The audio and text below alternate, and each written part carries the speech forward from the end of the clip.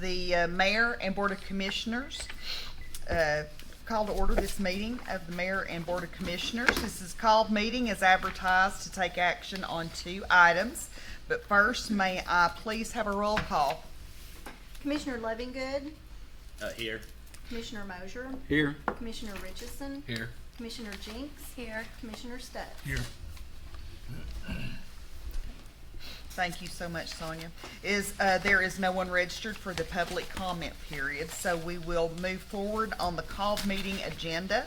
Commissioner Richardson has a motion for the appointment of Parks and Recreation Director.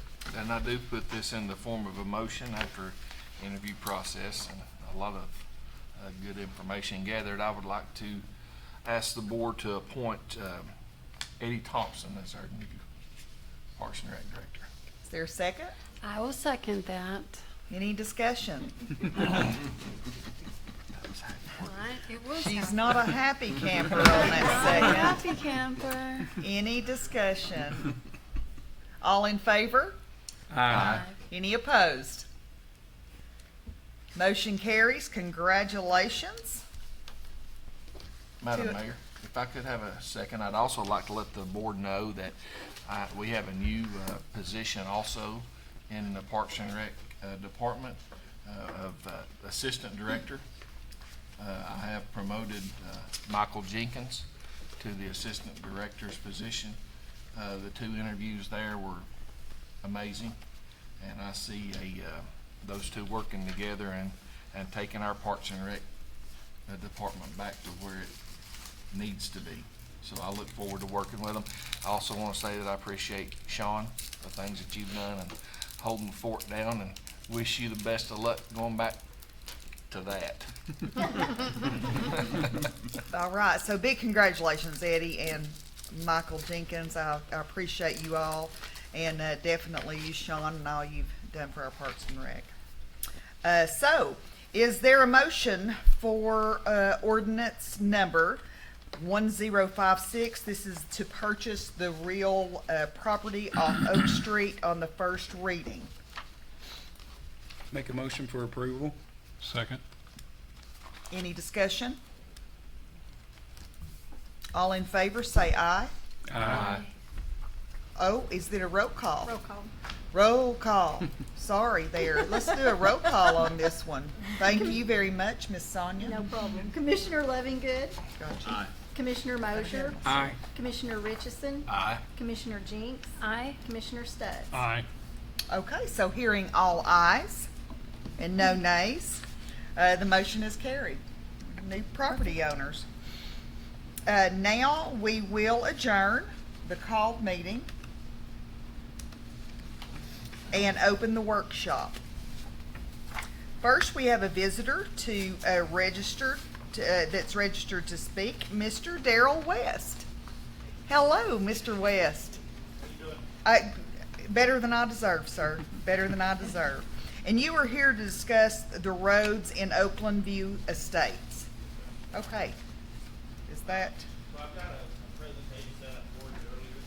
I'm not sure if that is- I think we all have that. Yeah. Okay, so for many, many years, I don't even remember how long I've been sitting here with these slides, but, I've owned this piece of property there and been unable to get building permits on it.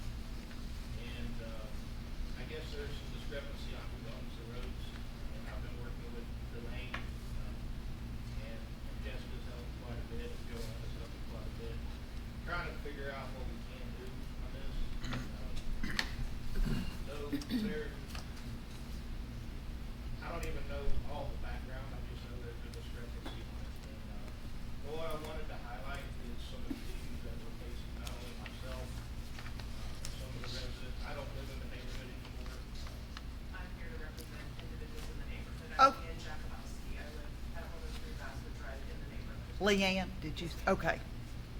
They've got a Facebook group that Leanne's solicited for input on some of the issues that the residents have had there.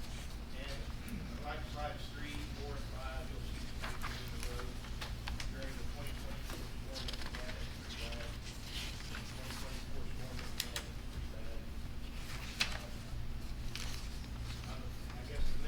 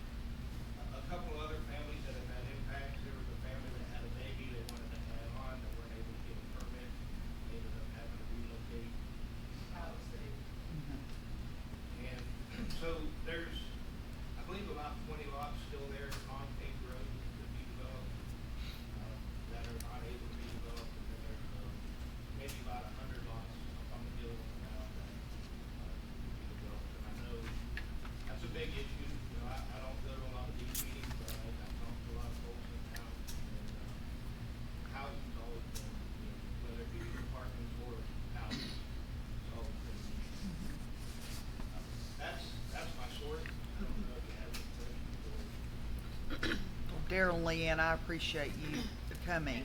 I just wanted to say something. real Sure. quick. I've lived in the neighborhood since 2007. I was one of the actual first property owners that bought in the neighborhood. Okay. Before the actual lots were switched over, we had city maintenance. We had a city worker who lived in the neighborhood who conveniently, at the time that we did have storms, there was a storm that we had 10 to 12 inches of snow, and it was actually taken care of at that time. I'm not sure what happened or where the disconnect came in, but we have now been, I mean, my husband personally does not get paid for the days that he does not go to work. So all total in the 2 years, we've been 10 days without pay. We did have 2 or 3 individuals who lived near me, who one individual fell and broke a bone because of the ice in the neighborhood, and he had to take it upon himself to get out of the neighborhood to get care. This is a concern as property tax owners, that we should have the ability to get in and out of our neighborhoods and, without us having been told why. So that's our concern as a neighborhood. Sure, and there is, do you wanna give the history of that? I understand the frustration. There is a history behind this, though. Sometime in 2018, around there, may have been early 19, there were 4 building permits issued on the unfinished roads by mistake. And houses were built on those 4, and an application was made for 2 more. And when those 2 applications were reviewed, the city realized that the streets hadn't been finished. And state law prohibits the issuance of building permits on any streets that haven't been approved and accepted by the city as city streets. And that's never happened for these. Delane Dacus was interested in having these issue and had an attorney. He and I corresponded, and one of the things that was apparently a misunderstanding is Delane thought that he had only bought undeveloped lots, individual lots. I'm not sure that would have even made any difference, but it's not in fact what his deed calls for. It calls for the 24 acres plus all of the lots, everything in the development that's not improved. And that made him the successor developer of that property, of all of those lots. So it is incumbent upon him then to either finish the streets. At the time the plat was approved by the Planning Commission, it would require a 1-inch top coat. After that, the rules were changed to require a 1.5-inch top coat. And in the course of these negotiations, we had offered to pay the 1/3 for the extra 1/2 inch of the top coat that wasn't required at the time that the plat was actually issued or approved. But nothing's come of that, and nothing's happened, and really nothing could happen until, other than the city just outright buying it, or not buying it, just paving it, which is not the city's obligation. MTAS has said that we could do that if the city wanted to. It's a public benefit, but one could debate whether it's secondary or a primary benefit to Delane Dacus, who has the obligation to do that. But another possibility, just very recently, or at least as the way we attorneys think it's very recent, the legislature passed the Residential Infrastructure Development Act of 2024. And it says that in addition to having a bond for the completion of the streets or the actual completion of the streets, the city can go ahead and complete the streets under a scheme or regime that creates a residential infrastructure district. And if the city was to do this, it could include all of the lots, improved and unimproved, that are on these unfinished streets. Obviously, people who already have their houses built on the streets have less of a incentive to participate. That doesn't really matter if the city wanted to do it. Or we could adopt a residential infrastructure district that's only the unimproved lots that are on the unfinished streets. Of course, that's going to place a greater pro rata burden on those lots than if we spread it across all of the lots, improved and unimproved. And what that does is it results in a special assessment of taxes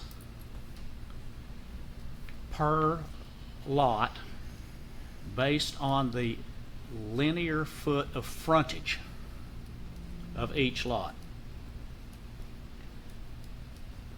which favors some and disfavors others.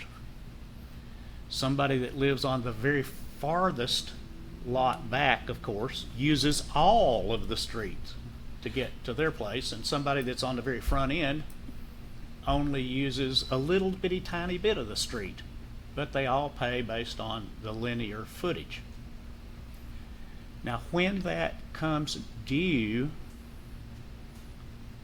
is one of many factors that go into and have to be included in the resolution that adopts this district. It can be an annual special assessment as part of the taxes that get paid the same as the regular property tax. Or it could come due when the lot gets sold. And of course, if that was the case, it would be part of the closing cost, and it'd be between the developer, the builder, and the buyer who bore the burden of that. You know, price could be, let's say it happened to be $10,000. Price could be increased $10,000, or it could, one or the other could assume that cost in the closing. But it's a lien from the date that the resolution is passed. That would be a lien on every one of those lots. Not really the city's business about who ends up buying it or paying it ultimately. Or it could be a combination of those. It should never, in my opinion, not be paid off for the lot when the lot's sold.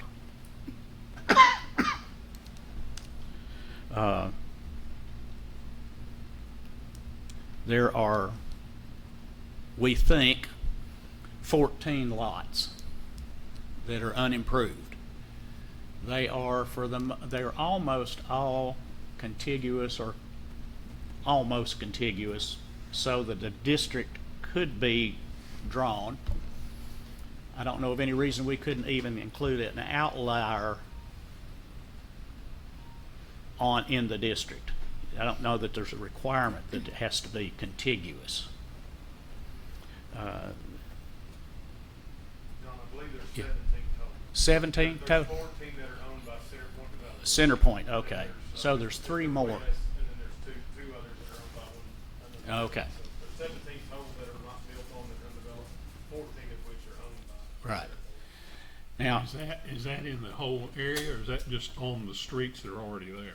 That's on the streets that are there. The remaining 26 acres is undeveloped. Okay. and there's never been a plat submitted for approval by the planning commission on the other 24 acres.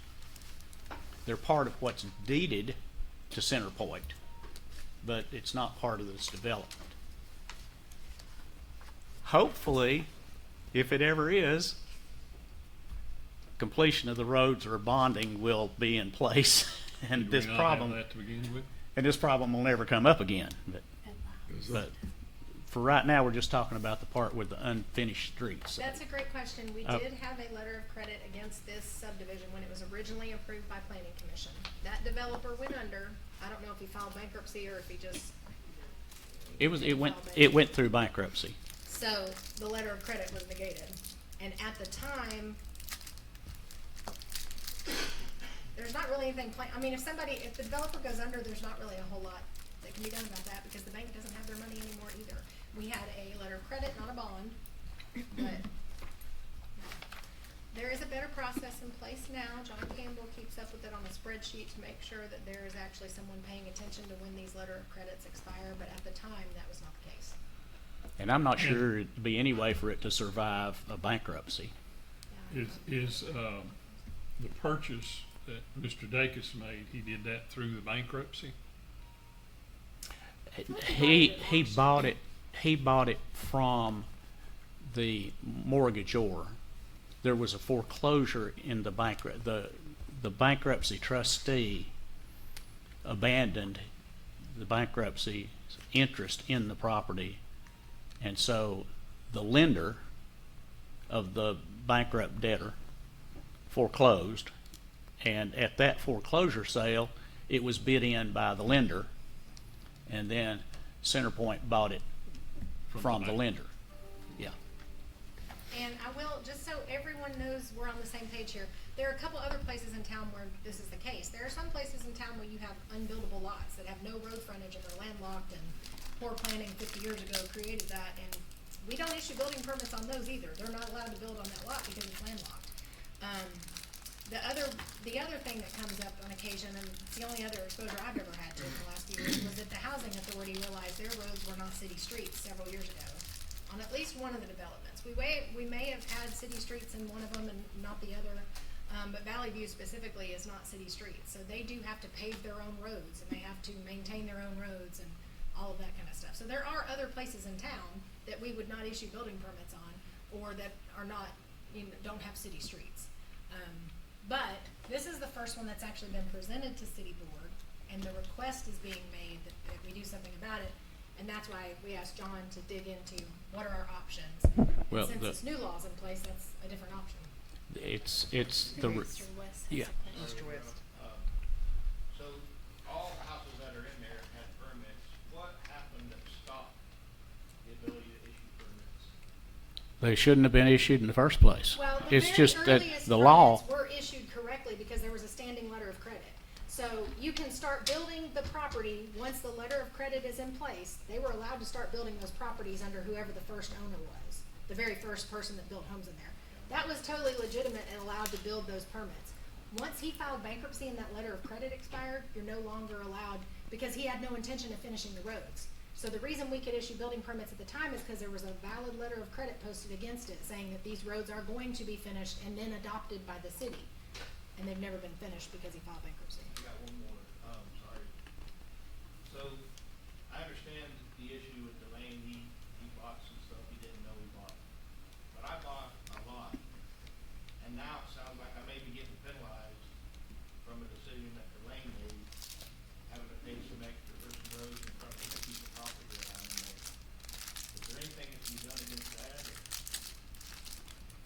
Well, if you were part of this residential infrastructure district that we're talking about, then the city would pave the street in front of your lots. We had also talked about, just informally, allowing you, because your lots are on the very end of a street, that if you pave those yourself, according to city standards, then the city could accept that part of the street. All of this doesn't have to be done at once. If a number of the neighboring lot owners wanted to get together and do that, they could do that. So the One- interest of the neighborhood, unfortunately, is that we all bought when that letter of credit was in place, and we were told the roads would be paved, and now we're all being held responsible for something that we have no control over. Well, I know legally one of you the, guys don't have a yeah. problem, but I mean, we have a ton of people in that neighborhood that pay taxes regularly. Yeah. including Commissioner Stutz. Police officers and things that live in that neighborhood who now are being held subject to something that wasn't there. So what is the effect of the bankruptcy and foreclosure on the, development plan? Does it survive that, or is, no, there is no plan?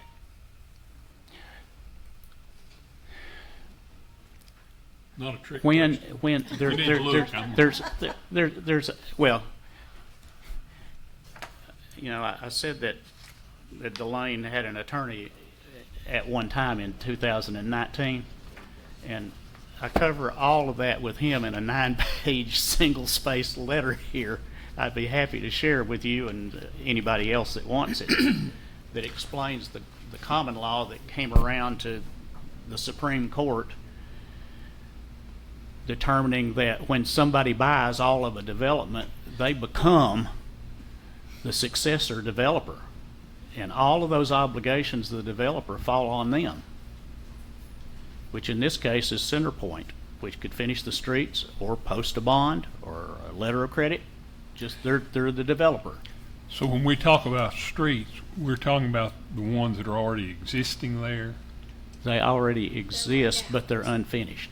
But a certain number of them are unfinished. I want to jump in and Yeah. I want the rubber to meet the road with this question. We've got a development, and everybody knows where it is. From Oakland Road up through the development, are all of the roads unpaved to the proper thickness? They They're- have a top coat. They're all paved except for the top Base. coat. So all of them, none of the roads that are there have the top coat, period. Except, yes, So- that's true. So if none of them have the top coat, then my next question or statement is, because they don't have the top coat, they were never accepted Correct. by the city. They are private property owned by Delane Dacus, right this second. So because they were not accepted by the city, that's why they're not maintained. I mean, that's, We do somewhat maintain those roads, but That- because of the top coat, you have any manhole and stuff like that. If we hit any of them with Right. our plows, it's over. I'm merely, I am not dishing on the street department. I'm merely making these statements out loud, building a case of this is the exact situation that we have, trying to get to a end result of how much is this going to cost? How long is it going to take? What can we set in place through statutes that meet the letter of the law? And ultimately, how can the city be paid back, help the individuals that live there that bought when this was in place, but the city get paid back because wasn't the city's to do. I'm trying to bridge a gap between what we have now and where all of us want to be. Another question of mine, and no one in this room may know the answer, but is it merely an issue that it doesn't have a top coat and that's why it doesn't meet requirements? Or are there other issues that doesn't meet city I think off standards? the top of our heads, it really is just a top coat. We did recently get a quote from Harrison as to how much, and you're looking at about $153,000 to do the top coat. So that's the price you're looking at, and it could be done fairly quickly if we had the go-ahead to have it completed. And I know that the residents there now feel like you're paying kind of like a tax that you shouldn't have to pay, but if we were able to do it, that it only gets paid when the house is sold. Well,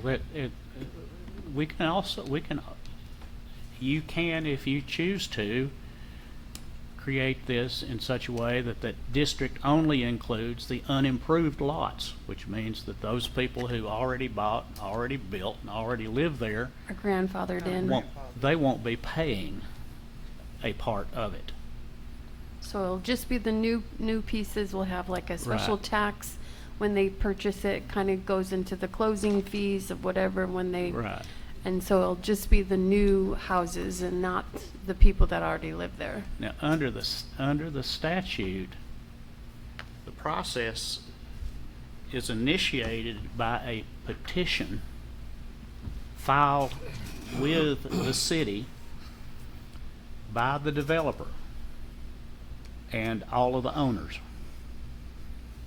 If it's the 14 lots, then the developer and the owner is the same and it's center point. If it's all of them, then it would be 17 lots, and the other 3 property owners would have to also join in the petition. Although the statute doesn't say that you all have to take into consideration what any of the property owners think, and it doesn't say what happens to the petition if all of them don't sign. So there's that. There's a lot of little details in the weeds like that I think could probably be overcome. How recent was the quote that you received? We had that quote done when we quoted Oak Street right in front of us. So it's within 6 months. Say April or May, Yeah, within just guess. the last 6 months. So it's pretty current. If we decided to do this and we put this in motion and we knew we were going to pave the roads, would that open up the building permits since we are committing to paving? If you want to go by the Residential Infrastructure Development Act, there has to be a petition signed by the developer in order to start this. Now, absent that, I don't know of any way to do this that the city gets any of its money back. You can. Well, I assume we collect property tax from these people. We do collect property Well- tax on each lot, and the ones that have, been living there for years have been paying property taxes all along. We've turned people down for this before, I guess is what I'm getting at. So I do think that doing it through the district is the way to do it without setting a precedent that we're gonna get lopsided on somewhere else. It seems like Private property. we can't make we can't can't spend make public money on improvements. private property.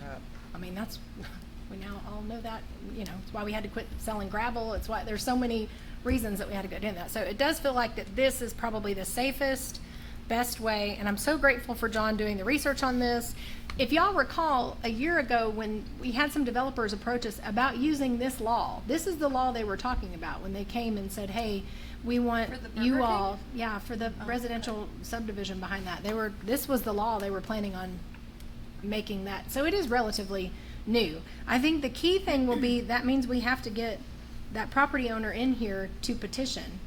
And so far his stance has been that he doesn't want to take responsibility for that.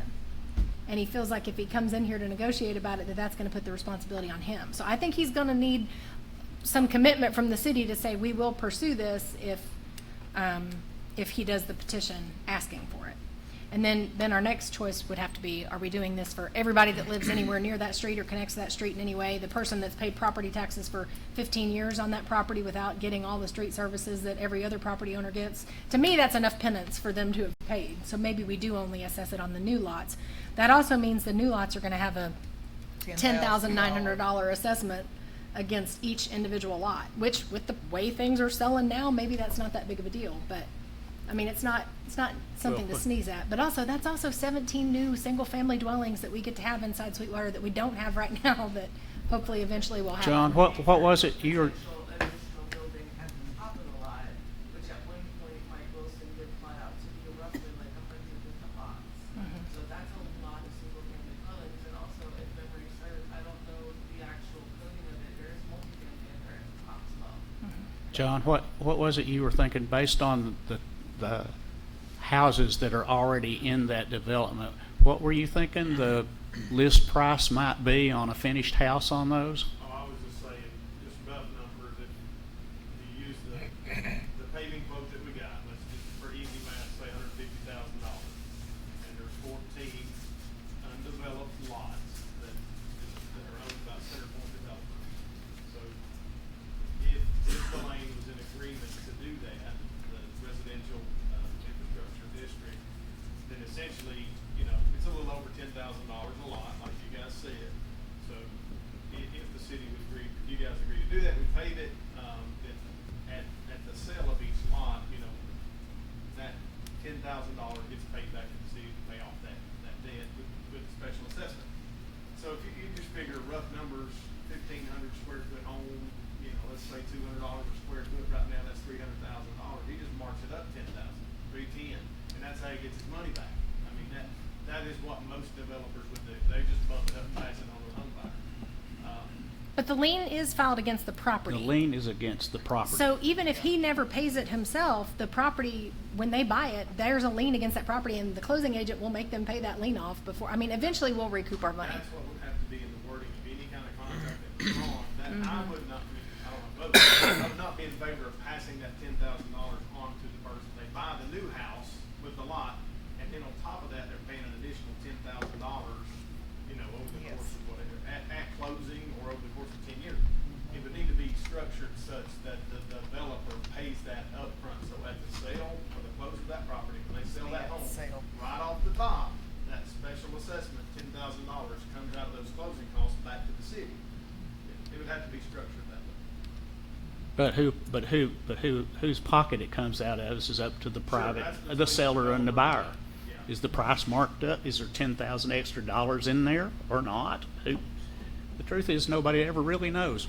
Mr. Darrell, Negotiated, but Yes. you have a, I believe that Vince admitted to Delane already, that he's been unwilling to, pay that on a per lot basis. I don't know if this act can be done without his approval. And the other thing that concerns me is that it may fall on the lot that I bought as well, because it's undeveloped. but you already own the lot, though. I already do, I just not built anything on it. Yeah. I can't get a permit. And I didn't, I didn't agree to buy the roads or all the other lots or any of that stuff. Right. I bought the lot next door to where I was living.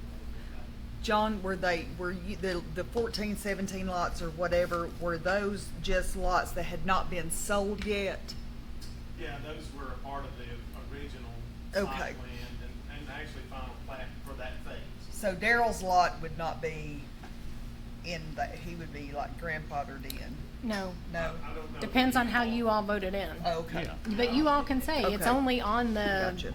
whatever lots it Unimproved. is, yeah. Yes. Yeah, so I don't know when Delane bought from foreclosure or from the lender versus when Mr. Red bought. I don't know who bought first. Okay. I do, yes, it's in my credit. Right. I bought it in 2014.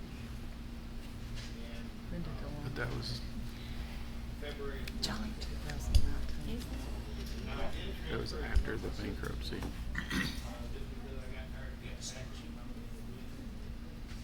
Came around.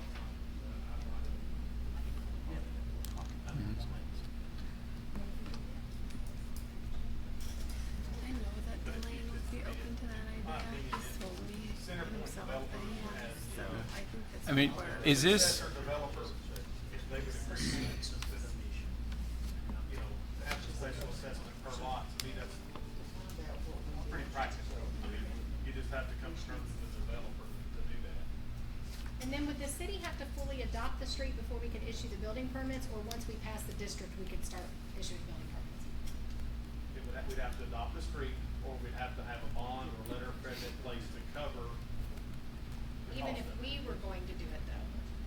If we did it, then we paid it and we adopt it as I mean, they request that we adopt it. CenterPoint would say, you guys top this street off, it's done to your specs, would you now adopt these streets?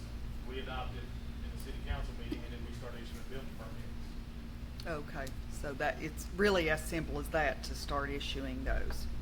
But, Yes, it I has- mean, once you get the top, It has to pass two readings, so it Yes, takes a couple of months. right. But yes.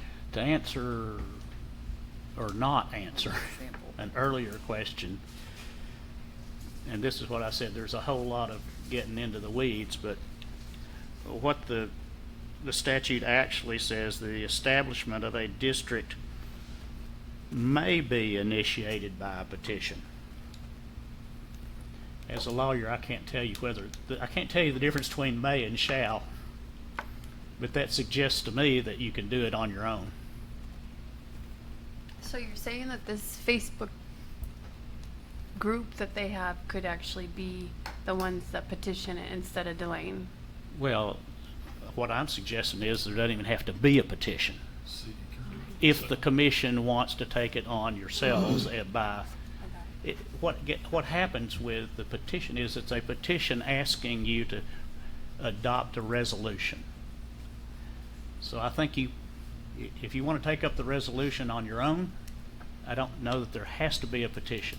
Now, there still are a lot of requirements for what has to be in the petition, but that's what you all want to put in it. And this has been presented to Mr. Dacus as a solution. I don't think so. Not Not first. this way, not with this statute. I don't know about the statute, but at some point, there was talk about splitting up the payment and paying so much per lot. But I think that was expecting Delane to pay that amount up front per lot. And what this is saying, it would be at closing at the time of sale.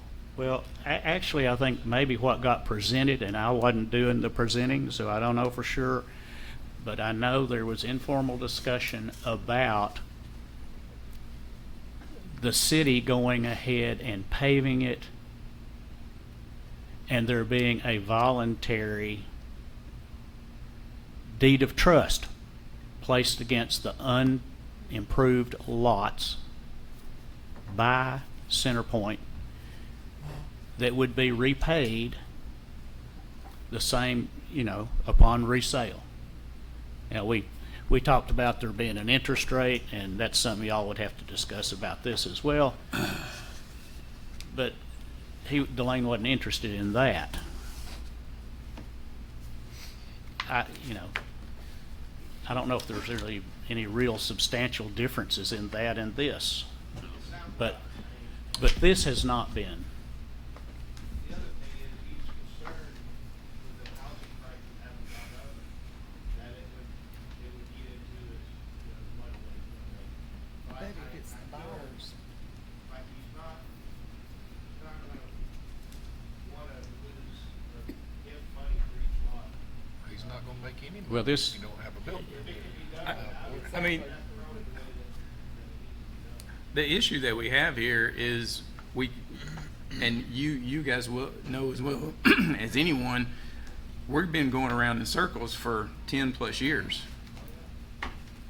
And what we're discussing and proposing is to get off of zero, have good roads for you guys, and then pass on the payment to people that come after you guys based on you've been living and paying for X number of years now. I would like to see if you could give us 60 days to put together a plan. And I mean, John's got all the information, but as far as the breakdown of of what the tax assessment or the lien or whatever we could do by law, set that plan in motion, we have a price, and then present this to Delane in a manner that hopefully fits within this residential district overlay, and that'll help the cause. But I think that's the best that we can do, so that the neighborhood wins and the city wins, and we don't set up a precedence that we're gonna pave every developer's roads that come in here. I think ultimately we've got to be careful on setting a precedent, and this situation to me isn't setting precedent. It's a special situation based on one moment in time that we're trying to resolve for the citizens. So, Is it possible to move forward without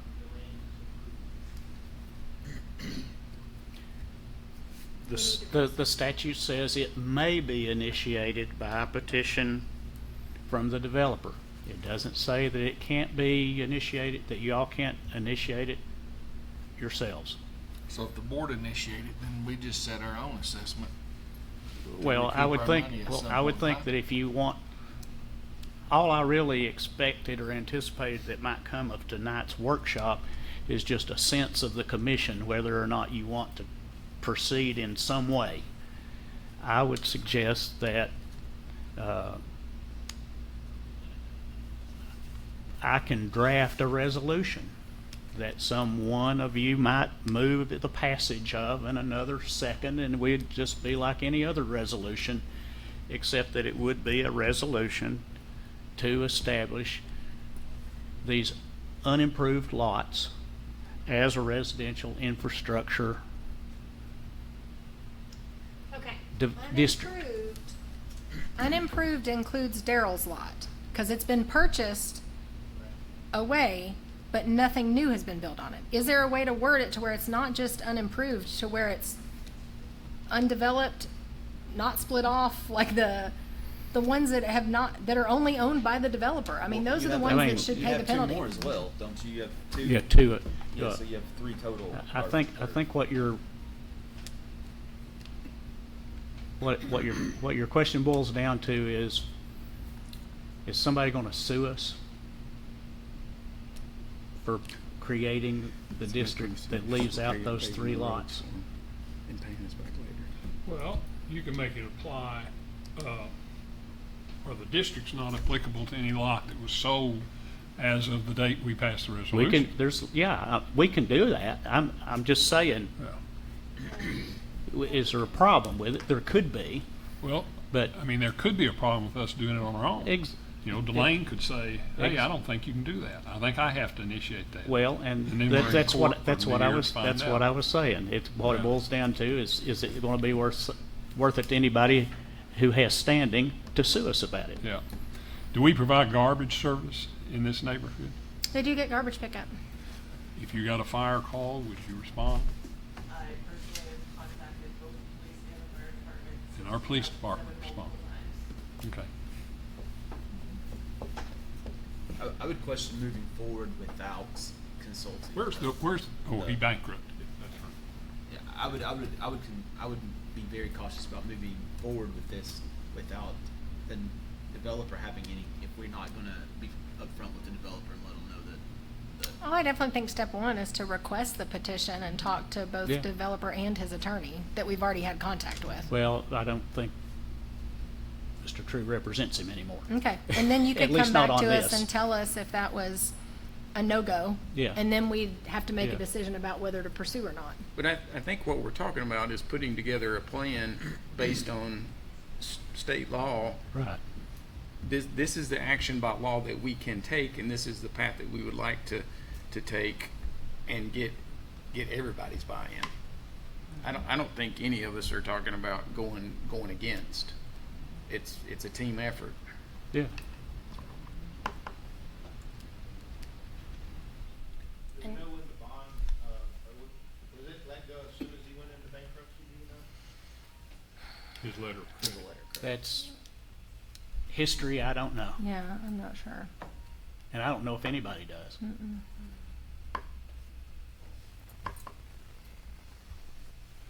Well, most of those are dated anyway, aren't they? I mean, if The they're letters, Usually they yeah. expire before you annually ever and you have finish. to renew them every year, yeah. Yeah. You were saying, Joanne? Did you say that you wanted us to vote to move forward with the plan? Or do you just want the general consensus that we want you to move forward? If 'Cause I there's think we moved consensus is into a enough, work- I don't, you workshop. don't have to vote to Okay. commit yourselves to anything. 'Cause I If think you we're want, just in a if you workshop. want me to draft a resolution, I think And Sam had a good idea, then though. I can do that. Maybe give us 60 days. It's my opinion that the consensus is here to move forward with the draft, That's- Yes. but I'm just I one have, vote. I have a sense of the commission that to draft a resolution. But I definitely think there needs to be a way, and there just about has to be a way for the city to recoup the money. And that will be in the resolution, in the draft, correct? What will be? A way for the city to Assessment. recoup. The land. Oh, yeah, that's what the whole, that's what the whole thing's about. Yes. We're gonna try to see. We're gonna try. Thank you for, It's better than a no, so I appreciate you trying.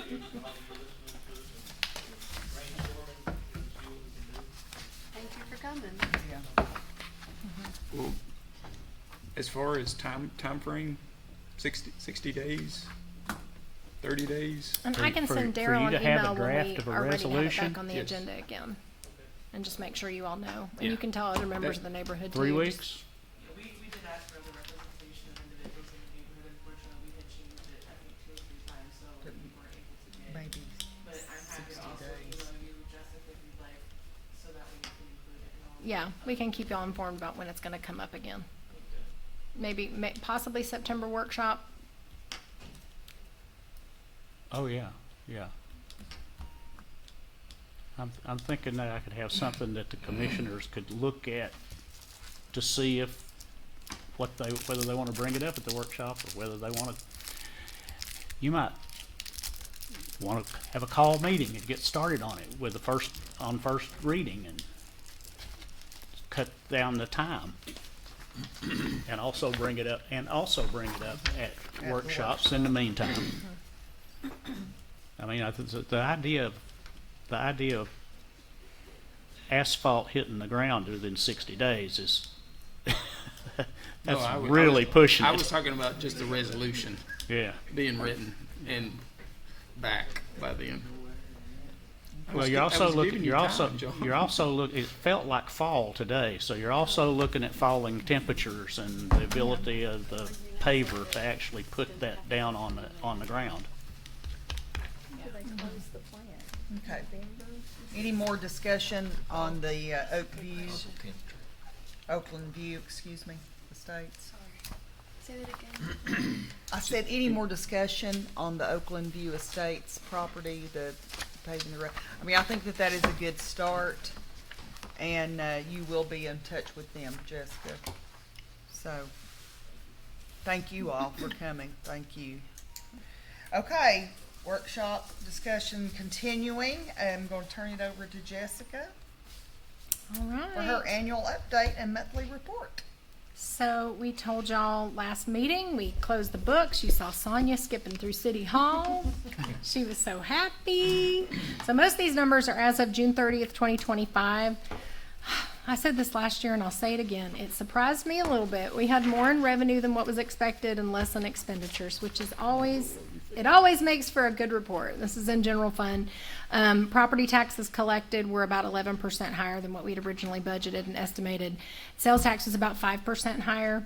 Our interest earned was also still higher, and most of that is the compound interest earned on top of what we had in the COVID fund last year. So when we cashed out that interest, we transferred it back to general fund, which we'll get to a slide on that in a minute, but still earning good interest right now. This is our local option sales tax history. So y'all can see in 2011, we adopted the increased sales tax. So you see that bump from 11 to 12. but then you see a lot more bumps after that. So this isn't just from increasing the sales tax back in 2011. We've also just had some organic growth in sales tax also.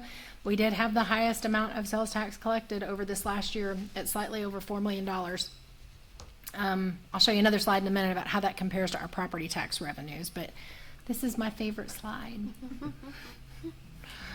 Here's your 3-year sales tax comparison. So that red line was last year, and you can see a giant anomaly in January. What people spent on Christmas in December of 2023 is still our all-time sales tax record.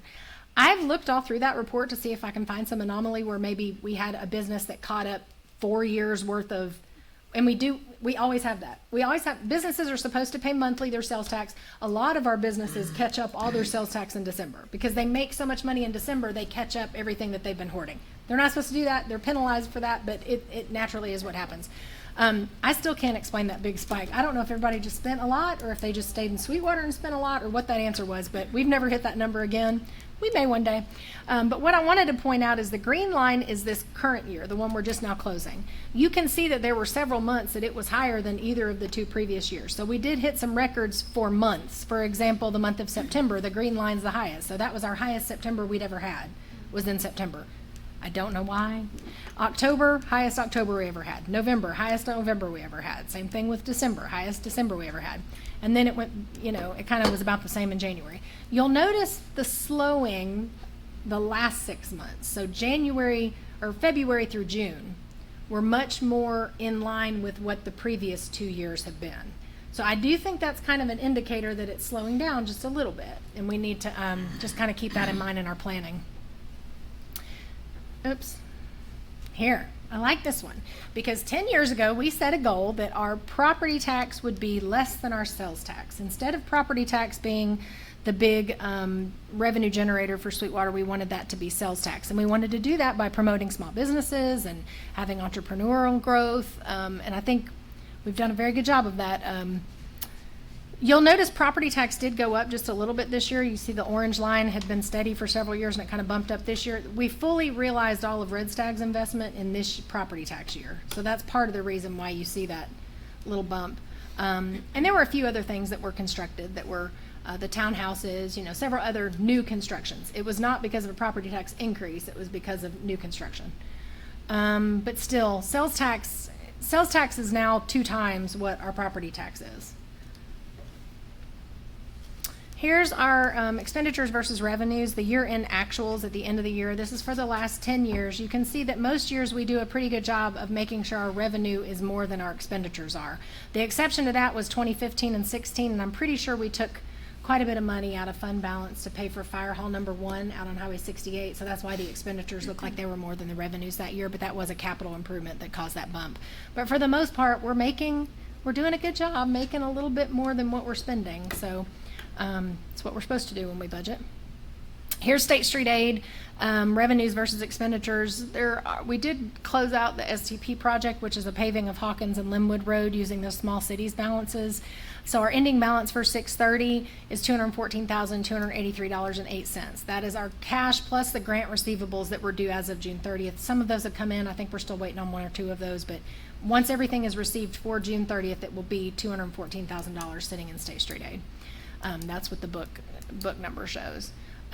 Probably did a little figuring just for Joanna and David. About $100,000 of that is what it's going to take to pay the grant matches that are already committed. So multimodal, the sidewalk going south on Main Street, the TAP grant going north on Main Street for that sidewalk. Probably about $100,000 of that is going to be grant funding. We probably have about $52,000 that we're going to take out of fund balance this year in the budget that we've already passed for this year. It was going to take about $52,000 out of State Street Aid, so that would give you about $62,000 in unassigned. We don't have it committed to anything. It's actually sitting in State Street Aid. The tourism fund this year, our revenues were $107,000, which is, $8,000 more than what we'd budgeted. Our expenditures were $123,000. A big part of that, we spent more out of pocket this year on festivals because we did not ask for sponsorships for July 4th because the comptroller's office told us we really weren't supposed to be asking for sponsorships for festivals. We were supposed to just pay for that. So that's part of it. We did not ask for any July 4th. And of course, we're paying some of these expenditures for July 4th out of the previous year. And we also paid for the short film. So we made a donation to that because it didn't come about until August or September and we'd already passed the budget. So that was something we weren't kind of really banking on. We still have a solid ending balance in the tourism fund. That's probably about a 60 or 70% fund balance for tourism. So that's pretty good number for tourism. Why can't we have sponsorships? They do not want a city soliciting sponsorships for city activities, including fireworks. So we just paid for the fireworks out of our balance this year, out of the tourism fund. Which we raised the hotel motel tax, so this year the revenue should be about $125,000 a year, which is about what we actually spent last year. So I do think that's probably going to take care of it. And I said comptroller's office. I think it was actually MTAS that said that we should not. They don't like us selling T-shirts. They don't like us selling books for the 150th. None of that merchandise type stuff do they want the city doing. Which I'd already committed to all that stuff and bought it, so we're gonna finish selling it. But our Probably don't citizens know like it. And Our it's citizens good do like it. advertising, so why? Yeah, our citizens like it when we let churches use the inflatables and That's lots of true, other too. things too. When we deliver gravel to their house, all of those That's things have true, been too. eliminated now by the comptroller's investigation. So, their motto is making government better. Isn't it? Okay. The ECD fund, our ending balance in ECD is $152,487.61. This is the money that the city and Monroe County put in together primarily for the I-75 Commerce Park property when we developed that and ran water and sewer to it. I talked to Eric recently. He doesn't think that we're going to need any of that for gas expansions, that they've kind of already got that handled. So that $152,000, half of it is Monroe County's, about $75,000 of it is Monroe County's. It has been tentatively allocated to that property at I-75 Commerce Park. I do think for the city portion of that, if we want to, we could use that fund to pay for the retail recruiting firm. Those proposals are due October 1st, so sometime in the October meeting, we'll be talking about which ones to hire and which ones we want to actually pick and start with. So if we wanted to use some of that funding for that, this is where I would recommend taking that money from, or we could take it from general fund. This is the sanitation fund. We're going to have to do a little bit of talking about this. We had $311,000 in revenues and $338,000 in expenditures. Part of that was some work done out at the dump that we took out of sanitation fund, but for the most part, the WCI bill just eats up more than what we're actually collecting in garbage fees. And of course, we haven't raised the garbage fee in several years, and WCI goes up a little bit every year, so that just tends to eat it up eventually. So at some point, we're either going to have to amend the budget or raise the garbage fee. I would recommend us looking at this in April. It does not have to be part of the budget to raise the garbage fee. It has to be adopted in the schedule of fees. So it's just one motion and you adopt it in the schedule of fees. In April is when WCI does their adjustment again. So I would say let's look and see what that adjustment is and make sure whatever we raise the garbage fee to, we're actually including the cost of sanitation, which is also the landfill fees that are now coming out of general fund in the street department's budget. So we want to make sure that we have a fee that actually encompasses what the cost is to get rid of these things and our landfill expense. But we're kind of in the red zone now, y'all. We got $1,800 left in that fund. I'm a little surprised the state allowed us to pass our budget, not showing any revenue, because what they would do is say you've got to supplement general fund to cover sanitation fund. But what we're supposed to do is, because it's an enterprise fund, which means it's a business type fund, we're supposed to have a fee that offsets what the cost is. Well, what we've been doing instead of raising that fee is taking more stuff out of general fund instead, like the landfill expense. Some of the improvements we made out at the dump, we've taken that out of general fund instead of out of sanitation fund. So when we do raise this fee, we need to make it actually encompass what the fee should encompass for sanitation. Did you tell us at one time that it also needs to have a fund balance? It's supposed to have a fund balance. That's why I was a little Oh, surprised the state like what? approved our budget. But.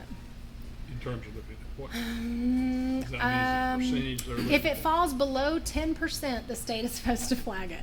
That's below 10%, but they didn't flag it. So it needs to be around 32,000 or 34,000. Yeah. And this is the first year it's fallen below that. So we've managed to meet that, All right. keeping it above 10% for quite a while. The auditors suggest 3 months of operating expenses, which is more like 30%. So, or 25%, 25%. So, somewhere between 10 and 25%. Don't be surprised if the landfill expense doesn't go up within the next month. Yeah.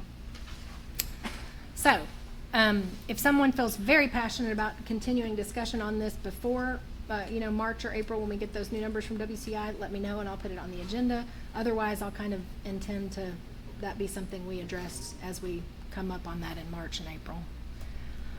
The COVID fund overview, we actually matched our initial vote when we first voted as a board on how we were going to spend our COVID money, which had to be presented back to the federal government and approved and went through East Tennessee Development District, and we had administration costs with that. We actually stuck with that same exact plan, even though partway through this they decided, if you're getting less than $10 million, you don't really have to stick with that plan. We pretty much ended up sticking with that same plan, but all of those projects have been completed, all those distributions have been made. Of course, the bulk of that, $500,000, went to the utility board for water projects and water upgrades on the new water tanks, and then a little over $1 million was purchasing the buildings from the utility board along A Street and the community center building. So that was the bulk of it. We also made some contributions to Sampo, to Main Street, because they wanted us to do some economic development type stuff with that money to offset the impact of COVID. So we did small business grants for that. But all those projects are completed. We ended up earning $145,000 in interest over the last few years, so I took that and transferred it into the general fund as of 6/30. So that money is now all in the general fund. They did not require us to keep track of the interest. We did keep track of it just in case they changed their mind about that too, but basically we ended up transferring all of that into the general fund at the end on June 30th. This is your balances showing where we have all of our cash. So if you all want to look and see what we're earning in each account and where we have different sets of money, that is a high balance in the checking account of $1.5 million. That's because June and July we put a lot of money out, like a lot of capital goes out. So I have to keep a pretty high balance in the checking account at the end of June. Right now the checking account balance is probably like $200,000.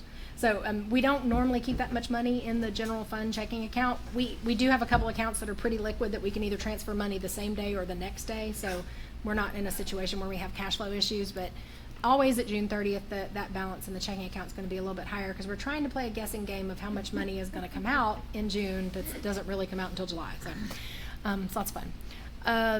You'll notice we're earning about 4.28% on the Nashville LGIP fund and 4.29% at the money market account that we have with Old National.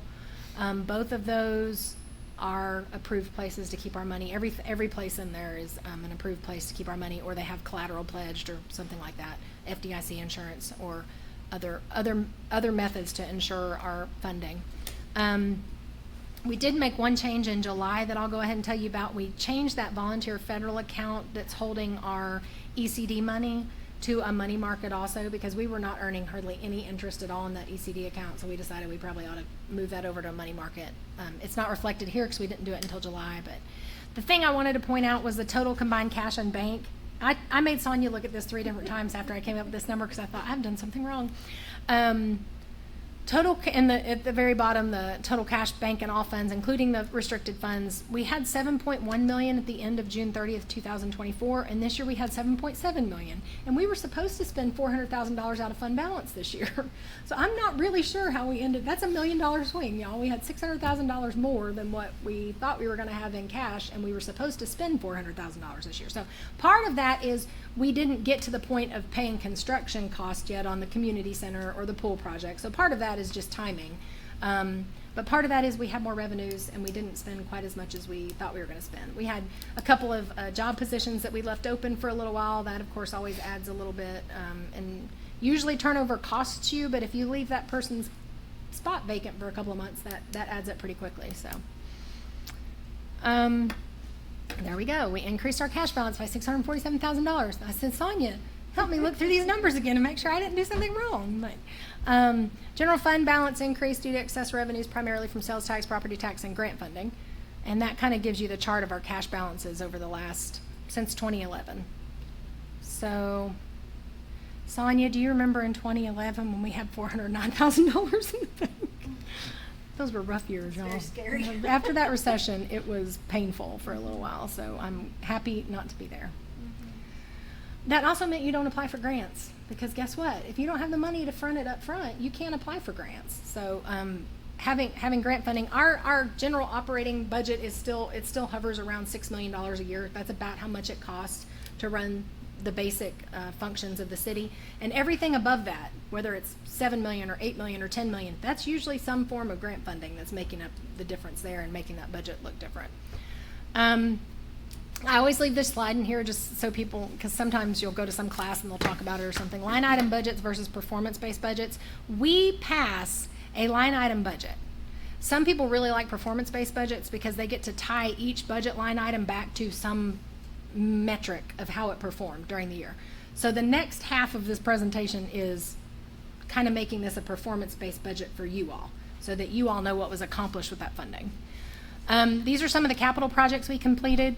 We bought vehicles in multiple departments. We had computer upgrades, the Christmas light project downtown, and we also did another addition at Engelman Park. People seem really happy about that.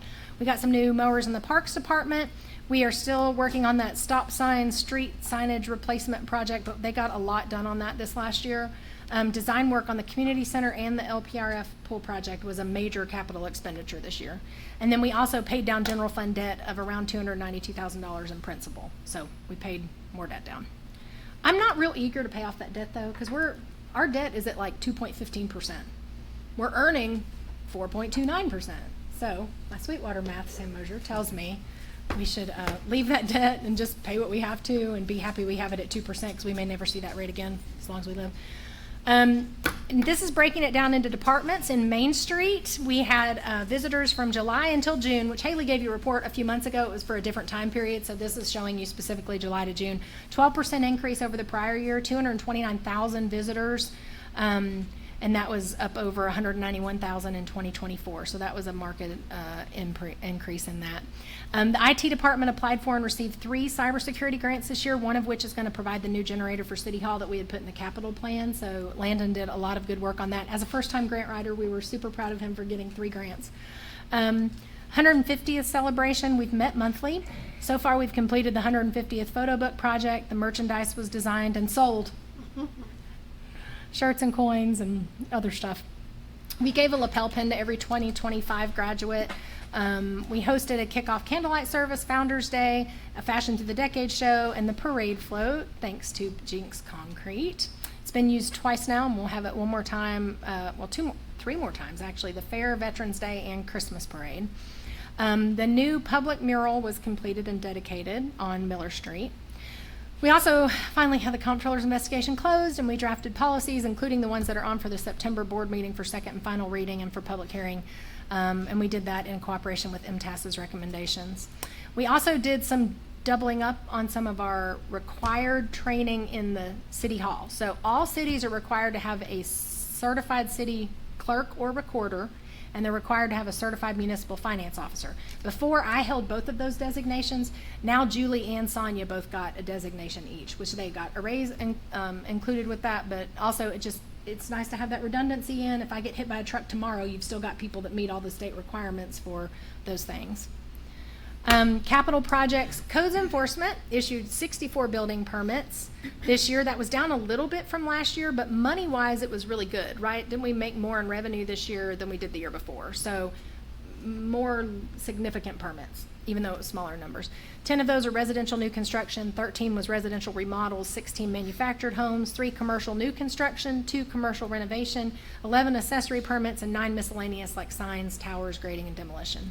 They issued 3 citations into an administrative hearing officer hearing, multiple monthly cases into city court. Usually those are animal control related. Those are a lot of fun. 16 work orders issued to the street department, where the street department then went in and did certain tasks at a property that was out of compliance code-wise. Maybe they mowed the grass, maybe they bush hogged something, maybe they helped tear down an outbuilding that had rats in it or whatever. So the street department took care of the work on that, and then we took that and placed a lien against their property. We placed 14 liens on properties. You may be saying, well, how come if we did 16 work orders, we only did 14 liens? Some of them we already had a lien on, so we just increased the amount on it. And some of them, you have to get to a certain level, depending on whether it's owner occupied or whether it's a rental property, before you're allowed to put a lien against the property. So some of them we're kind of waiting for it to get another time before we can place a lien on it. The best part about this is we released 11 liens, which means they were paid off by either somebody buying a new house, or somebody flipped it, or somebody got the money and paid the lien off, but the city got our money back on 11 liens this year. Savannah also completed the State of Tennessee Municipal Court Clerk certification, so now she is a certified court clerk. We have not actually had a certified court clerk since Shannon left. I went to the class 1 year and then didn't go back, so could not handle that with everything else, and so Savannah stepped up and took care of that for us, and we're very grateful. She does a great job with our court clerk stuff. And a lot of the court clerk stuff is animal control related, so it made sense for Savannah to kind of step into that. In police, we completed the VCIF grants, and Eddie, I don't know that I've ever been happier to say that about any grant in my life. One collaborative Teleco planes for equipment and salary for 2 new officers, and one a formula grant which purchased a vehicle this year. Last year it did contribute to salary for 2 new officers. So total with that those 2 VCIF grants, we added 4 new police officers that were totally paid for 2 years, that the city did not have to pay for their salaries for. Crime stats for the year, we had 546 official reports filed by Sweetwater Police Department. Our total call volume from July to June was 8,001 calls. So that's a lot for 23 guys to handle, is 8,001 calls over the course of the year. I'm sorry. 23 guys. And then Vanessa had to handle something on all of them. So clearly Vanessa is the hardest working person. She knows what time the parade starts, though, I can tell you that. In the fire department, they applied for on their own and received a railroad grant to purchase equipment. They also, obviously, we said we were going to say this every workshop and meeting for the rest of time. They had an ISO evaluation that resulted in them getting a new ISO rating of Protection Class 3. Very good job, guys. They also did a FEMA grant for hoses. Their total call volume was also up this year. They had 1,100 calls to the fire department this year. Police and fire also did cross-training for emergency response. We did it in a department head meeting, and then they also did their own separate trainings multiple times together throughout the year. Street department, we had paving projects on Oak Street, Old Highway 68, and did various patching projects. The STP project on Hawkins and Linwood was completed this year. The Homecoming Bridge was repaired. Woo! And Circle Park was renovated. The animal control facility, we also added cameras to that property. In parks, Sean left, but this is for you, Alan. You ready? You had 322 reserved events on the calendar at Engelman Park, like reserved a pavilion. It felt like 1,000, sorry. I know, it feels like it's 8 million. We made our poor intern stand there and count every one of those reservations so I could put it in this report. Then he said he was never coming back again. Engelman Park visitor numbers, we had 36,000 visits from 13,400 visitors. And the word visitor means they don't live in 37874. Their phone does not rest there at night in 37874. The visit frequency is usually 2.8 times a year, so most people are coming multiple times a year to Engelman Park. That's up 1.7% over 2024, up 14% over 2023, and up 19% over 2022. So Engelman Park continues to get more popular, more traffic, more visitors. The demographics of the visitors, I kind of broke down where they're coming from. Out of that, 19,000 are not visitors. They're from 37874. 3,000 Madisonville, 4,000 Athens and Iota, 2,600 from Loudon and Philadelphia, and then you had another several thousand, tens of thousands from other areas. But those were the kind of the biggest bulk. Prior and post visit, they're spending money at Sweetwater gas stations, restaurants, and retailers. So Placer gives us a map that shows, this is the first year we've actually tracked the data on Placer also, but Placer gives us a map that shows us, okay, they left home, they came to the park, and then they went to Walmart, or they left home, they went to a gas station, then they went to Engelman Park, then they went to Sweetwater Hospital, and then they went to Sweetwater Creamery. So we know that they're spending money in town as they come and go to the park. Utilities, Eric, of course, is going to give you a much more comprehensive update in your joint meeting next month, but the tank was delivered and on-site, the one where we're upgrading the 200,000 gallon tank on Monroe Street to a $1 million glass line tank. That tank is here and on-site and ready to start being upgraded. They relocated electric to the other side of the bridge to accommodate the expansion at exit 62. They completed the substation on Highway 68, which is 7 miles of pole and line replacement. Also, that substation is a big deal. For those of you who know about the I-75 Commerce Park project, that was a big deal for them, was that substation and the amount of electricity that could deliver to sites on that side of the interstate along Highway 68. New grant funding for the wellhead protection, which is down at the city garage. They opened bids on that in August. And that one should be starting fairly soon. The bids came in much higher than expected. So they think they're still going to be able to do it. Basically, Cody Phillips won that bid, so they're going to go back and negotiate with him a little bit and figure out what kind of pricing they can get on it. But grant overview, right this second, we have $10,260,136 in current grants that are open that we are working on and administering and doing projects on right now. To compare that between 2008 and 2024, the total amount of grant funding we had was $7,329 and $236. The big thing I want to point out about this is part of that was, COVID funding coming off. Like, there were still things, even though the federal COVID money that we've already spent is done, some of the programs that we applied for and got grants for were kind of from that bump. So some of that stuff is still trickling down, causing that higher amount. And also, these are always multi-year grants. Like, no grants ever hardly any grants are ever finished in 1 year. So most of the time, they're kind of rolling over. You'll see that same number for a couple of years before it falls off. But as far as what we actually have as open grants, it's $10.2 million. Grant overview. This is what we closed out on June 30th. So Sonia does all the real work on year-end closing, and I close out grants because that's all I have time to do at year-end closing. The mural grant was closed out, both of the police BCIF grants. We had monitoring visits on several of these, which is unusual. We've had a lot of monitoring on all of these. The ARPA COVID grant we already discussed was closed. The Norfolk Southern grant for reconstruction equipment so the police could do accident reconstruction, that grant was closed out. Also, the 3 railroad grants for safety improvements were closed out. You'll notice that the black boxes at the intersection are still not actually working and functioning. The grant part is done. So we've done everything we're supposed to do. Now we're waiting on coordinating with the railroad to get those connected and actually working.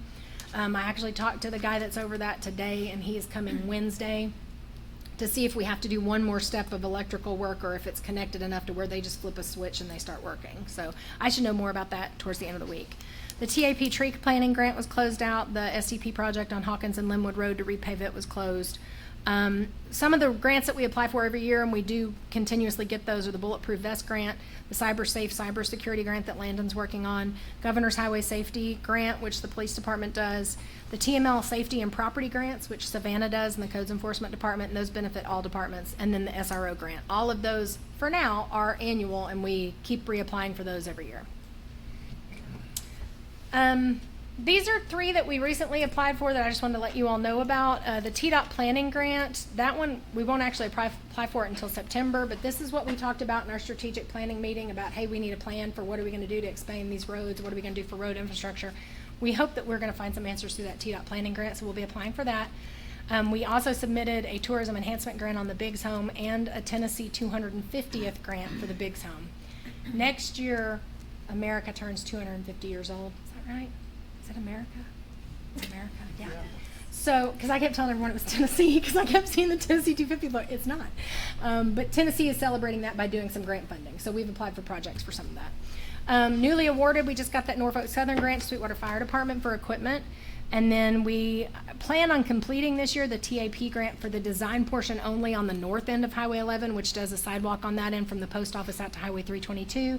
And then TDOT and ARC grants for this SUB water tank upgrade. We think that those will probably be completed during this fiscal year. This is our debt summary. For those of you that have been looking at this for a few years, you know that I have not put the final payment on there until this year. Because look how close we're getting on some of them to having them paid off, and I'm very excited about it. Lord Jim, do you remember when we did the SRF stormwater bond 150 years ago? We're going to pay that puppy off in 2029, just in time to do another one. Why don't you start it up at the top and let it float all the way down? It's cute. So our general government debt is $1.3 million. We could write a check tomorrow and pay off our debt. You all should not be worried about the amount of debt that the city has. We don't want to do that because we're only paying 2% on that debt. And don't we all wish that we could have a mortgage at 2%? Debt to income ratio is 11.92%, which is down from 17.5% last year. I'm not paying really any extra on any of this. That's just naturally how the amortization chart works out when you start paying more on principal than interest. Debt service, the annual payments make up about 3% of our annual budget, which is low for a city our size. Our balance in education debt is $3.4 million. They have not issued any new debt since building the junior high gym. So again, their balance is very, compared to what their budget is, that's a very normal, easy to deal with amount. And then utility debt is also $11 million. Keep in mind, the utility board has a lot more money than we do. They got, their numbers are much bigger than ours, so, that's not a bad debt number for them also. Total outstanding debt for all three components that are your responsibility basically is $16 million. Moving forward, we will talk about the sanitation fund. The fire truck that we've already ordered, you all keep asking me if we have money set aside for that. No, like I don't have a fund that says fire truck that we're going to pay for. If you all want to do that, that's something we can do.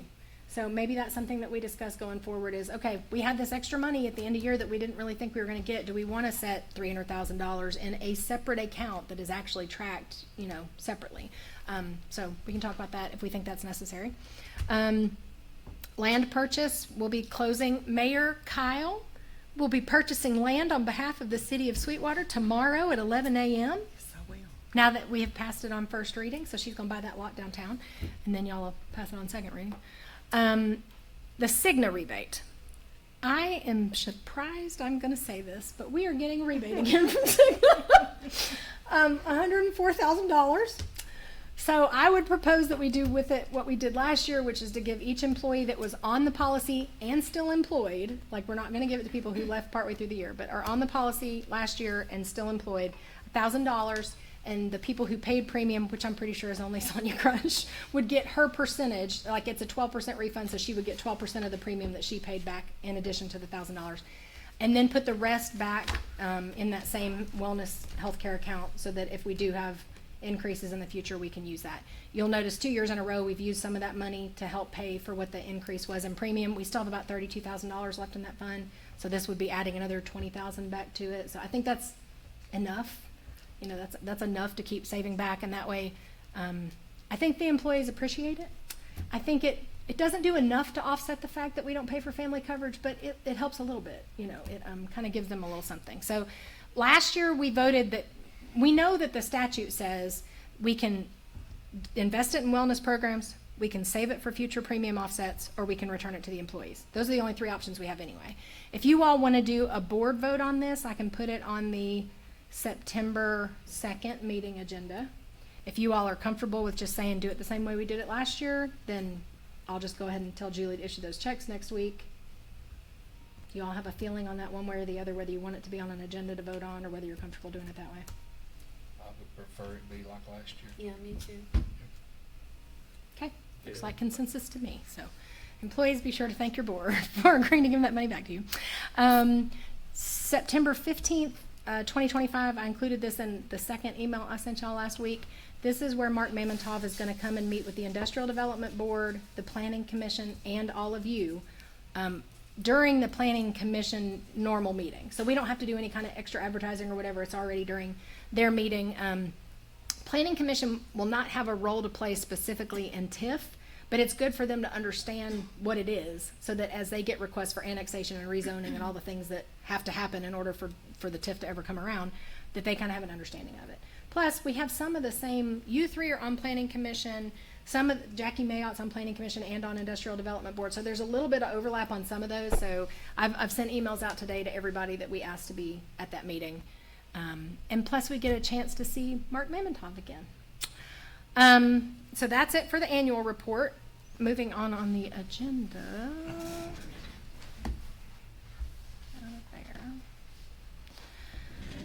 We kind of already went through the grants, but I just want to talk about the monitoring processes again. As we get these grants, it's really important that whoever is administering that grant understands there's a monitoring process afterwards and that all the paperwork is in the file. And the monitoring that we've seen in the last year, mostly on Eddie's police grants, but also on a couple of the other ones, are much more intense than they used to be, which leads me to believe the state hired a bunch of people that they want to do nothing but grant monitoring, and this is what their job is from now on. So I do think this is going to be that case going forward. Sweetwater Mural Trail has been finished. This is something we've been working on for years, but now we actually have enough murals in Sweetwater that we have our own mural trail. These are at the depot to hand out to visitors and guests. That I put one in each of your spots. And then also it's on the city's website so that people can see it as they come into town. I think that's pretty cool that they have one of these, the North Alabama Mural Trail, which is kind of where I got the idea from, but I love it that we have enough to do our own little mural trail right here in Sweetwater. It tells information about who painted it and all those things too. And also, y'all don't do this much, but if anybody were to post about any of the murals or anything, it's really considered good etiquette to tag the artist in it. Like, tag the artist in your pictures or when you talk about it or whatnot. So that's why we made sure to have all the artist names in there so that people could do that. The Falling for Sweetwater campaign, y'all may remember we did this in Valentine's Day as a tourism campaign. We're doing it again in the fall. It's called Falling for Sweetwater. It's on our city website. There's a visitor's guide there that tells them all the different activities they can do in Sweetwater in the fall. It links to the county's tourism website that also talks about the fall leaves changing and like what the peak times are for that. Believe it or not, our tourism season starts in May and it peaks in October and then it falls off in November. That's how the chart goes for Monroe County and it's how the chart goes for Sweetwater too. So we're kind of entering a really busy time for tourism. Most cities, the summer is their busiest time, but ours actually peaks in the fall as people come through the Cherry-Hill Skyway. We're hoping to see really big numbers on that this year since it was closed last year and we saw such a deficit. So we're hoping to see that kind of recover this year. AI reporters. They're listening right now, everyone. They might even write about themselves when they do their next article. So this is what, I have a Google alert on Sweetwater, Tennessee, and on some of your names. And when the Google alert goes off, it sends me this article and says that a company called Citizen Portal is, instead of having, they're trying to track government activity by using AI reporters. So that means they take our YouTube video online and an AI bot scrubs the story and pulls out relevant highlights and information and puts it in this thing that looks like an article. Now, this is not a human being, so if somebody said something sarcastically on the video or something in jest, which I think I've done every meeting since the day I was hired, it goes in like it's a bot trying to determine what to put in this article. So we're not required to put meetings on YouTube. If we ever get to the point where we think that's more of a liability than it is an asset, then that's something we can have a discussion about. I do know that there are several wonderful citizens, hello wonderful citizens, who watch the YouTube video almost every meeting and stay informed that way. We used to joke around that there were 16 watching it, and that was our number for a long time. But now there's like 111 every month that watch the video. So I do think it's a way that some citizens really stay informed, and it is an asset in certain ways. But I wanted you all to be very aware that we have AI reporters putting this out. Like it was out enough that it hit a Google alert for me and got sent to my inbox. So I don't like it. I think this is a problem. I think it's a shame that we don't have live human beings reporting on things like city meetings anymore. I know that some of our local newspapers watch the video and do their article off the video. So we are still getting, live people doing it, but we just need to understand there's AI reporters doing this also now, which is another reason why I don't think we should mic the department heads when they give their department updates.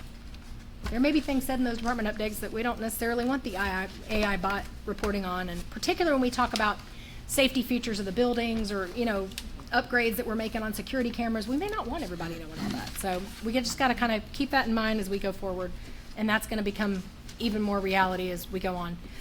I already updated you on the retail recruiting firm. Those proposals have been ran in the newspaper. We haven't received any responses yet, but they have until October 1st to respond. So as soon as we get those, we'll put them on an agenda to evaluate and hire someone. And then the interstate development project, we have another meeting on that tomorrow afternoon, also involving utilities and some TDOT personnel and some economic development personnel. So I'm hopefully going to give you all an update soon about how that's moving forward. Let me see. Oh, the fair. The last thing I have is the fair. There's some flyers over there.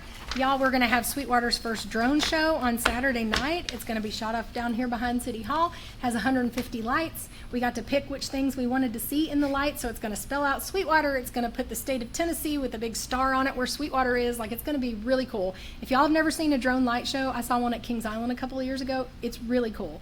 And there's no sound, so we're not going to get any phone calls about somebody's dog ran off or someone had PTSD from the fireworks. So it's going to be great. So that Saturday night, we also have Taste of Monroe hosted here in Sweetwater on Thursday night, which doesn't normally happen. That's normally in Madisonville. So, and also thank you to the Lazy Beagle for participating in Taste of Monroe. That's awesome that we've got several Sweetwater restaurants that are going to be participating in Taste of Monroe this year.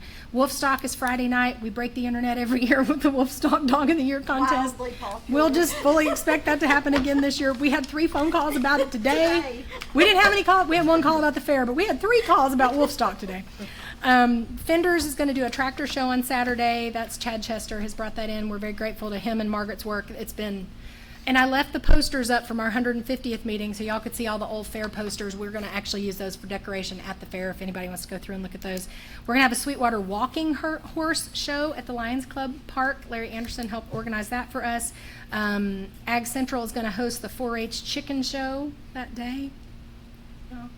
And also, we keep getting phone calls. There was a woman from Texas that's going to be in North Georgia on Saturday, and she heard that we had Big Gun, the AC/DC tribute band, and she is driving to Sweetwater, Tennessee on Saturday to hear this AC/DC Apparently tribute. they're very, She keeps very talking good. about how popular they are and how they have a crowd following. So Danette McCrary did all of our music for this festival. It's her last event that she's organizing the music for us for, and she's been doing it for several years, and she does a wonderful job. So if you don't come to anything else, come Saturday night to the Big Gun AC/DC tribute band and the drone show, and then we'll finish up on Sunday. So this is a big event. It's taken so many hands and 2 years of planning, and we hope that it's a really big deal. We'll have banners going up later this week at the major intersections in the gazebo downtown, and I don't know how else to get the word out about the fair, but I think it's going to be great. That's it for me, Mayor. Are you sure? I'm so tired. We'll get you a mint. Because my mouth is dry. Jessica, thank you so much. I am here to tell you, people just don't realize the blessing we have in our city hall. Jessica and the girls and the guys too, but thank you. So the September agenda, on the September agenda, we'll be having the minutes and the distribution approvals and the public hearing on the 3 ordinances we have to pass on the first reading, which is 1053, 1054, and 1055. We will then have a second reading on those ordinances. We will then have a resolution to approve the cost of the actuarial. Did I say that? Actuarial study. Commissioner Stutz, would you care to update the board on what that process will Sure. be? There's recently been passed a state statute which goes through TCRS. It allows what they classify as public safety officers to have basically an enhanced retirement benefit. There's 3 prongs to it. We're looking at one of them. And it would cover a period of 7 years. For instance, if we have an officer that wants to retire at 55, it'll help get them to Social Security eligibility at 62. But there is a cost to it, and TCRS does this study and will take all of our demographics and our financial situation and tell us what it would cost us to fund that. And it covers police, fire, be the SROs. That's probably it, I think. It's fairly narrow. But the first step in it is to have this study done. The fellow that was here to explain it to us estimated it would probably cost between $400 and $500 to have the study done. And we would like to present that for your consideration to get the study and see if it's something we can look at doing or not. Is this something we just discussed? We put it on? It's on the agenda. It's on the, okay, good deal. Okay. So we have updated the Sweetwater Library Board bylaws, approved by the Library Board and submitted for us for approval. And now, gentlemen, Are you ready to do a quick department report? Sean, go.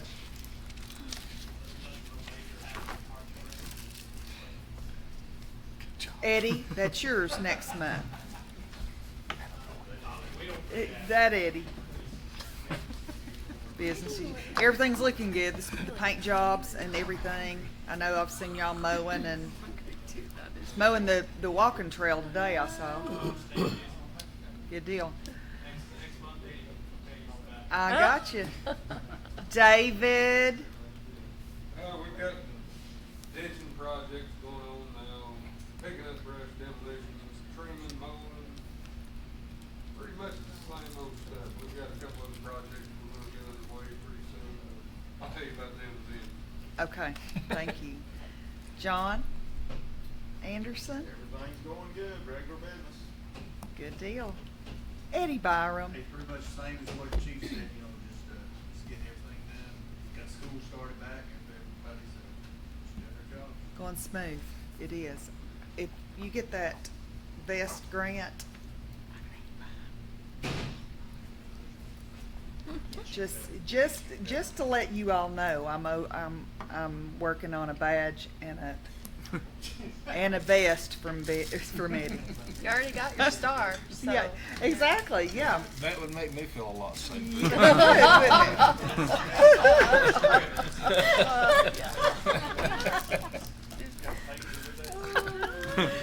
Yeah, I keep a taser in my purse. yeah. Okay.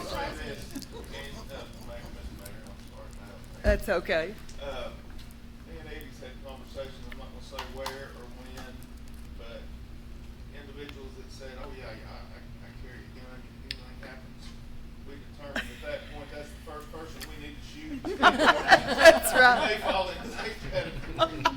No. Oh, I take no offense to that, trust me. Although I do pack sometimes nowadays.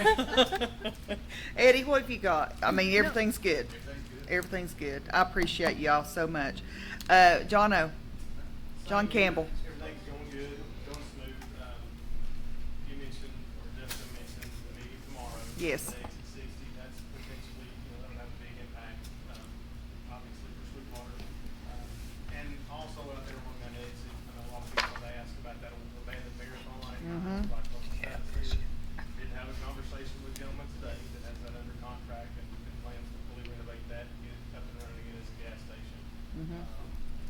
Volunteer auto group that was there, car lot that was there, I did speak with, probably been 2 weeks ago, another, basically auto sales company that was interested in purchasing that lot and selling cars there. So hopefully, exit 60 will look a whole lot different, 6 months to a year from now.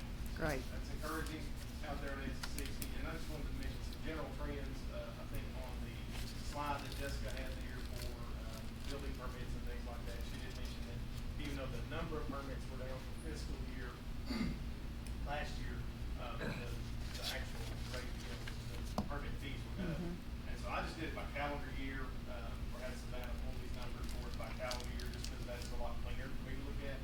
But since 2022, we were around $27,000 in permitting a year. And then for whatever reason, in 2024, it almost doubled. We were up around 44,000 in permitting.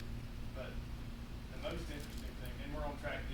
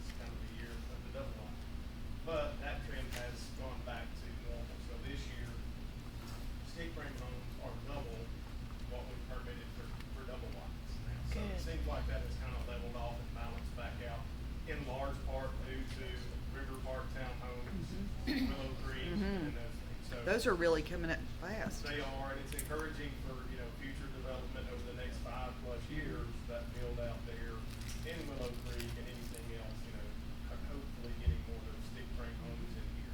Well, so hopefully we can come up with a solution for the Oakland view, and we can see some more growth out there too. And if Centerpoint decides to build out that development, and I've had phone calls, over the last 2 years, about site plans for that. So, yes, if they choose to further develop that, then that just adds more stick frame homes. And not that there's anything wrong with mobile homes, there is obviously a cost difference there. But, like I said, it got to the point where they were tripling the permits for stick frame homes. That balance has shifted back to Good. the norm.